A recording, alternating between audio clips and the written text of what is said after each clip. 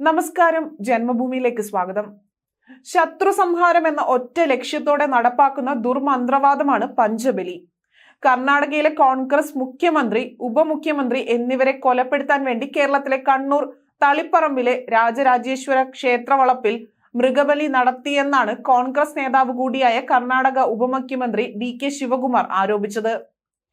50 മൃഗങ്ങളെ പൂജയുടെ ഭാഗമായി ബലി കഴിപ്പിച്ചു എന്ന് ശിവകുമാർ ആരോപിക്കുമ്പോൾ കേൾക്കുമ്പോൾ തന്നെ ഭയപ്പെടുത്തുന്ന ആഭിചാര കർമ്മമാണ് നടന്നതെന്നത് ബോധ്യമാകും.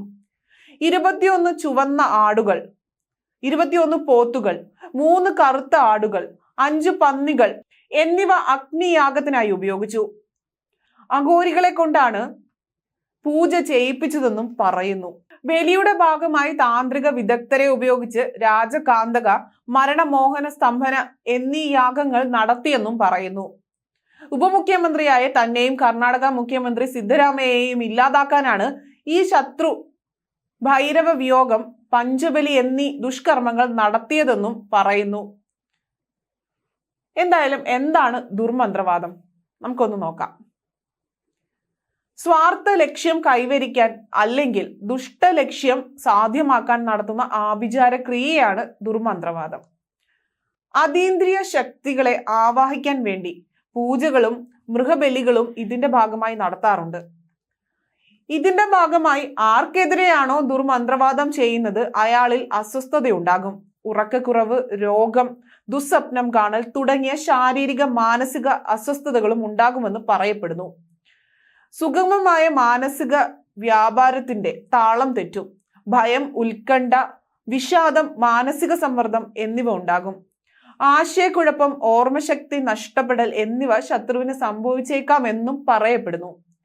എന്നാൽ ആരോപണങ്ങളെല്ലാം നിഷേധിച്ച് രംഗത്തെത്തിയിരിക്കുകയാണിപ്പോൾ യോഗക്ഷേമ സഭ. കേരളത്തിലെ ക്ഷേത്രങ്ങളിൽ മൃഗബലിയും ആഭിചാരവും ഇല്ല എന്ന് തന്ത്രിയും യോഗക്ഷേമ സഭ സംസ്ഥാന അധ്യക്ഷനുമായ അക്കീരമൺ കാളിദാസ ഭട്ടതിരിപ്പാട് പറഞ്ഞു. തന്ത്രശാസ്ത്രത്തിലും മനഃശാസ്ത്രത്തിലും പറയുന്ന ഷഡ്കർമ്മങ്ങളിൽ മൃഗബലിയും ആഭിചാരവും ഉൾപ്പെടുന്നില്ല. ഇതറിയാത്തവരാണ് ഇത്തരം തെറ്റിദ്ധാരണാജനകമായ പ്രസ്താവനകൾ നടത്തുന്നത്.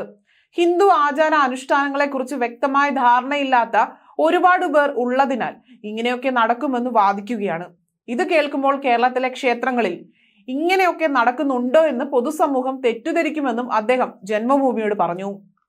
ആരായാലും ആരാധനാ കർമ്മത്തിന്റെ മാർഗത്തിൽ പോകുന്നവർ തികച്ചും സസ്യാഹാരിയായിരിക്കണം, 3 നേരം സസ്യവന്ദനം ചെയ്യുന്നവരായിരിക്കണം എന്നൊക്കെ നിബന്ധനകളുണ്ട്. അങ്ങനെയുള്ളവരാണ് പൂജാകർമ്മത്തിന്റെ മാർഗങ്ങളിൽ പോകേണ്ടത്. ആചാരങ്ങളുടെ പേരിൽ അതും ഇതും കാട്ടുന്നവർ അക്ഷരാർത്ഥത്തിൽ തെറ്റാണ് കാണിക്കുന്നത്.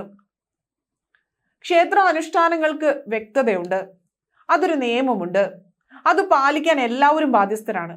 ഹിന്ദു സമൂഹത്തിലാകട്ടെ ഈ നിബന്ധനകൾ ഒന്നാണ്, അതിൽ ജാതി വ്യത്യാസങ്ങളൊന്നുമില്ല എന്നും അദ്ദേഹം പറഞ്ഞു. സാമ്പത്തിക ലഭ്യതയ്ക്കു വേണ്ടി ഭീകരത സൃഷ്ടിക്കാൻ ചിലരെ പ്രേരിപ്പിക്കാനുള്ള കളികളാണ് ഇത്തരം ആരോപണങ്ങൾക്ക് പിന്നിൽ. അതുകൊണ്ട് തന്നെ ഇത്തരം കാര്യങ്ങൾ ഒരു തരത്തിലും പ്രോത്സാഹിപ്പിക്കാൻ പറ്റുന്നതല്ല. ഇതൊന്നും ഹൈന്ദവ ശാസ്ത്രത്തിൽ ഉള്ളതല്ല. ഇത്തരം കാര്യങ്ങൾ നിയമം മൂലം നിരോധിച്ചിട്ടുള്ളതുമാണ്. അഴിമതി പണം ഏറെ കയ്യിലുള്ളവർ തങ്ങളുടെ സ്ഥാനം നിലനിർത്താൻ കാട്ടുന്ന നികൃഷ്ടമായ പരിപാടികളാണ് ഇതെല്ലാം തന്നെ. ഇതിലൊന്നും ഈശ്വരൻ പ്രസാദിക്കില്ല എന്ന് മാത്രമല്ല, ഇങ്ങനെ കാട്ടുന്നവർ അതിന്റെ ശിക്ഷ അനുഭവിക്കേണ്ടി വരിക തന്നെ ചെയ്യും. ഹിന്ദു സമൂഹത്തിലോ ക്ഷേത്രത്തിലോ ഇല്ലാത്ത ആചാരങ്ങളെ കുറിച്ചാണ് ഇവർ പറയുന്നത്. ഇതിനെ ഹിന്ദു സമൂഹം ഒറ്റക്കെട്ടായി എതിർക്കുമെന്നും കാളിദാസ ഭട്ടതിരിപ്പാട് പറഞ്ഞു.